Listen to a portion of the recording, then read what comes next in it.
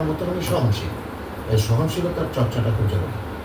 এতদিন আমরা যেটা দেখে আসছি যে সহনশীলতা জিনিসটাই ছিল না। আপনি লাস্ট কীর্তি চৌধুরীর যে টক শোতে যেটা হচ্ছে এটা হচ্ছে অসহনশীলতা এবং অসহিষ্ণুতার চরম বহিঃপ্রকাশ এবং যেটা কিন্তু ইমপ্যাক্ট করেছে। আমরা কিন্তু এটা অনেকে সহ্য করে গেছি, নীরবে সহ্য করেছি বা যে কোনোভাবে সহ্য করেন। উন্নয়ন সেক্টরে কিন্তু এরকম হয়েছে, এখানেও পার্টিজান চর্চা হয়েছে। এখন দেখা যাচ্ছে কেউ একটু হয়তো সরকারের সঙ্গে ঘনিষ্ঠতা কম, তিনি দেখা যাচ্ছে যে উনি কাজই পাননি বা উনি ডেভেলপমেন্ট সেক্টরে ওনাকে পার্টিজান করে রাখা হয়েছে। সেখানে আবার সিভিল সোসাইটিকে ডিভাইড করা হয়েছে, এই সিভিল সোসাইটি এই পার্ট, ওই সিভিল সোসাইটি ওই পার্ট। এইটা কাম্য না। সিভিল সোসাইটি আমরা যেভাবে দেখি, এই সিভিল সোসাইটির মধ্যে আমাদের মূল জায়গাটা থাকে যে না, আমার সাংবিধানিক অধিকার, রাষ্ট্র যে অধিকার আমাকে দেবে বা সামাজিকভাবে আমি যেটা অধিকার চর্চা করার সুযোগ রাখি, সেটাতে আমার সমান সুযোগ তৈরি করা, এটা নিয়ে আমরা স্লোগান দিই। কিন্তু যখন দেখা যাচ্ছে আপনি স্লোগান দিতে গেলেই আপনাকে বিপরীত দিকে মেরুতে পাঠিয়ে দেওয়া হচ্ছে, এইটা অসহিষ্ণুতা। এমনকি এখন যে সরকার বা ভবিষ্যতে যারা আসবে তারাও যদি মনে করে না আগে যারা ছিল তাদের মধ্যে কেউই ভালো মানুষ ছিল না, সেটাও ভুল হবে। আবার এখন যারা আসছে আর আগে যারা ছিলেন তারা যদি মনে করেন যে না একদম সব শেষ হয়ে গেল, এটা অসহিষ্ণুতা। অর্থাৎ এখান থেকে সবাইকে বের হয়ে আসতে হবে। অনেক ধন্যবাদ আপনাকে। অপূর্ব জাহাঙ্গীর, আপনার কাছে জানতে চাই, এই যে বৈষম্য দূর করার জন্য একটা আন্দোলন হলো, কোটার বৈষম্য থেকে সেটা আসলে সামগ্রিক বৈষম্য দূর করার আন্দোলনে পরিণত হলো। এরপর যে সরকার গঠন হলো তাদের কাছে আসলে সবচেয়ে বড় প্রত্যাশা যদি বলি সেটা হচ্ছে বৈষম্য দূর করা, এবং চ্যালেঞ্জও বটে। এটা এই দীর্ঘদিনের সংস্কৃতির পর বিভিন্ন সেক্টরে যে বৈষম্য তৈরি হচ্ছে সেটা দূর করা। আপনারা বা এই সরকার, অন্তর্বর্তী সরকার কি কোনো পলিসি গঠন করেছেন এগুলো দূর করার জন্য, বা ভবিষ্যতে কি করবেন বলে আপনি জানেন?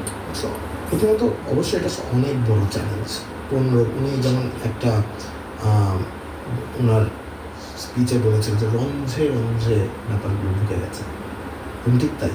মানে আপনি যদি একদিনের মধ্যে ক্লিন আপ করতে চান, এটা একটা ডিজাস্টারে পরিণত হবে, এটা ইম্পসিবল একটা ব্যাপার, কিন্তু করতে হবে। এবং আমি মনে করি যে এই সরকারের অবশ্যই এটার দিকে নজর আছে এবং এটাই one of the main challenges, যেটা করা। আমি একটু ভাইয়ের সাথে একটা জিনিস অ্যাড করব, যে এই যে গল্পটা যে আমরা একই পরিবারের মধ্যে বিভিন্ন মতামত থাকা ছাড়াও যে করা যায়, মানে আমার কাছে মনে হয় লাস্ট 15 বছরে আমি বিশ্বাস করি আমরা সবাই একটা শিক্ষা পেয়েছি। এবং সব এখন যে সরকার আছে এবং পরবর্তীতে যে সরকার আসবে, আমরা সবাই মনে হয় একটা শিক্ষা পেয়েছি। কারণ আপনি গত সরকারের কাছের মানুষ থাকলেও আপনি কি খুব বলতে পারবেন যে আপনি খুব মানসিকভাবে ভালো ছিলেন? আমি মনে করি না। আমি হয়তো জিনিসটা সিম্পলিফাই করছি, বাট আমি মনে করি যে ওনাদেরও তো বিবেক বলে, মানুষের তো বিবেক বলে একটা ব্যাপার থাকে। আমি লীগের সিম্পাথাইজার থেকে যে বিবেক থাকবে না তখন। তো এই ব্যাপারটা আমার কাছে আমি বিশ্বাস করতে চাই যে আমরা সবাই এই শিক্ষাটা পেয়েছি। এবং ওই বারবার আমাদের রিকনসিলিয়েশন করতে হলে, যেটা আমার কাছে মনে হয় যে আমাদের পুরো ন্যারেটিভটা জানতে হবে। এই 15 বছরে কী কী হয়েছে এটা জানতে হবে, 15 বছরের আগে কী কী হয়েছে এটা জানতে হবে, এবং এই জুলাই আগস্ট মাসে কী কী হয়েছে এটা জানতে হবে। এটা ছাড়া আমি মনে করি এটা জানলেই আমি বুঝতে পারবো যে ও আচ্ছা ঘটনা হচ্ছে এটা। আমরা কিন্তু ঘটনাটা লাস্ট 15 বছর এক চোখে দেখেছি, যে এখন মাত্র আমাদের চোখ খুললো, আমরা এখন অন্যভাবে জিনিসটা দেখতেছি, যে এটা চালিয়ে যেতে হবে। এবং এটা গণমাধ্যম, এটা টেবিল টক। সরকারি পলিসির জায়গায় কি কি আছে? সরকারের পলিসি তো মাত্র তো 1 মাসও বোধহয় হয়নি। প্ল্যানিং কি হয়েছে কিনা সেটা নিয়ে নিশ্চয়ই মন্ত্রণালয় ভিত্তিক হচ্ছে, এবং প্রধান উপদেষ্টারও এটা খুবই উনি বারবার এটা বলছেন যে রিকনসিলিয়েশন এবং এই একতা কীভাবে আমরা স্টাবলিশ করতে পারি অ্যাজ আ নেশন। সো আমার মনে হয় যে উনি যা যা স্টেপ নিচ্ছেন এগুলো কোনো না কোনোভাবে একতার দিকে তো নিয়ে যাচ্ছে আমাদেরকে। এবং আলটিমেটলি এটাই তো আমাদের সবচেয়ে বড় গোল, যে আমরা এই বিভাজন থেকে তো সরে আসতে চাই। এটা তো, এবং সবচেয়ে উনি তো এটা সবচেয়ে বড় ভুক্তভোগী। লাস্ট 15 বছরে ওনার সাথে যা হয়েছে, এটা তো উনি তো দেখেছে যে এটা কী হচ্ছে। সো অবশ্যই ওনার নিজের পলিসিও আছে যে এটা আমাদের দূর করতে হবে। আমরা কাউকে একদম মাথায় করে, আমি বলছি না যে কাউকে আমরা দেখেছি 15 বছর মাথায় করে রাখলে কী হয়, আমিত্বর মধ্যে কী হয়, কিন্তু এটাও এটা না করে আমরা যাতে সবাইকে একটা একটা নিউট্রাল চোখে দেখতে পারি। আমরা সরকারি তরফ থেকে আমাদের ওইটাই একটা বড় চ্যালেঞ্জ যে সত্য চোখে দেখা। বিশ্বাসযোগ্যতা অর্জন করাটাও একটা একটা ব্যাপার। ব্যাপার। মানুষের মধ্যে যে অবিশ্বাসের জন্ম হয়েছে, অনাস্থার জন্ম হয়েছে, সেটা ফিরিয়ে আনাও নিশ্চয়ই একটা বড় চ্যালেঞ্জ হবে। তবে সরকারের সময় উপযোগী পলিসি যদি থাকে এবং আমরা সবাই মিলে সেটা বাস্তবায়নের কাজ করি, তবে সম্ভব নয় নিশ্চয়ই। এবং আমরা দেখতে পাচ্ছি যে মানে আমরা তো এই যে বললাম একতা তো আমরা এখন দেখছি, তো অবশ্যই যদি যখন এটা পলিসি অ্যাকচুয়ালি পলিসি আকারে আসবে, আমি বিশ্বাস করি যে আমরা তো সবাই এটার মধ্যে যোগ দিই। একদম। ইমাম রিয়াং মাহমুদ, আপনাকে দিয়ে শেষ করবো আজকের আয়োজন। যদি বলে ঐক্যের বাংলাদেশ কিংবা যে জায়গাগুলোতে আমাদের অসন্তুষ্টি ছিল, আমরা সুখী ছিলাম না, আসলে এমন বাংলাদেশ তো চাই না, সেই জায়গায় নতুন ঐক্যের বাংলাদেশকে কেমন করে দেখতে চান, ছোট্ট করে শুনতে চাই।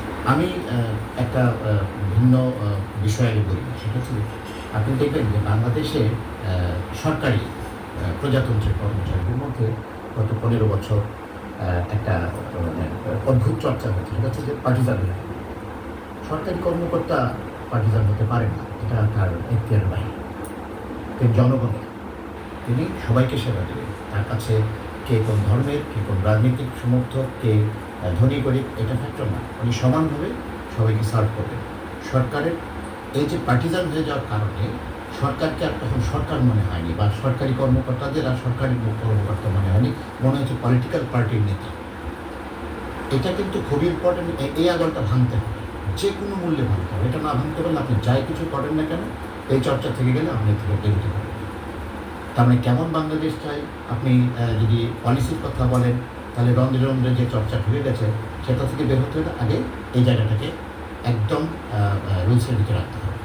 দ্বিতীয়ত হচ্ছে যে করাপশন আমরা নানা কায়দায় দেখি, নানা চেহারা দেখি, কিন্তু গত 15 বছরে যে করাপশন দেখেছি, এটা কেউ স্বপ্নেও ভাবেনি। আমি গতকালকে পরশুদিন পত্রিকায় দেখলাম, মাননীয় অর্থ উপদেষ্টা বলছেন যে একটি পরিবার একটি ব্যাংক থেকে যে পরিমাণ টাকা নিয়েছে, পৃথিবীর ইতিহাসে কেউ এভাবে লুট করেনি। তার মানে কি, আপনি এটাকে ঠেকানোর জন্য তার মানে কৌশল অবলম্বন করতে হবে যে ভবিষ্যতে আরেকজন যেন না আসে। আর এই যে একটা সিস্টেম ডেভেলপ করা এই জায়গায়, যে এই চৌর্যবৃত্তি রোধ করা, পাচার রোধ করা এবং দুর্নীতি রোধ করা, এবং সেটার সঙ্গে জনগণকে সম্পৃক্ত করা। একটা সিম্পল উদাহরণ, এটা রূপকল্প ভাবতে পারে। যেমন ধরুন একটা জায়গায় অ্যাডমিনিস্ট্রেশন বা জেলার ডিসিশন, কিন্তু ওনার আশেপাশে কিন্তু সোশ্যাল পিপল নেই, স্থানীয় মানুষের অংশগ্রহণ নেই। উনি ডিসিশন নিচ্ছেন ওনার এলাকার, কিন্তু উনি কিন্তু এলাকার যারা গণ্যমান্য আছেন বা যারা সমাজকে লিড করে, তাদেরকে নিয়ে কখনো বসে কিন্তু ডিসিশন নিচ্ছেন না। ঠিক একইভাবে সমাজের যে আমাদের যে সার্ভিসগুলো আছে, সেগুলো কিন্তু পার্টিসিপেশন নেয়, কমিউনিটি বা মানুষের পার্টিসিপেশন নেয়। এখানে পার্টিসিপেশন আমি আপনাকে বলি, স্থানীয় সরকারের একটা সার্কুলার আছে এই ওয়াশ মিশন, সেখানে 37 জন মেম্বারের মাত্র 5 জন হচ্ছে সরকারি কর্মচারী না, আর বাকি সরকারি কর্মচারীদের আপনি কমিটি করে কী করবেন? আপনাকে তাদেরকেও রাখতে হবে, সাধারণ মানুষের অংশগ্রহণ রাখতে হবে, অর্থাৎ জনগণের অংশগ্রহণটাকে প্রাতিষ্ঠানিক রূপ দিতে হবে। আরেকটা জিনিস যেটা, যে মানুষের যে সামাজিক দায়বদ্ধতা, এই দায়বদ্ধতার চর্চাটাকে করার সুযোগ দিতে হবে।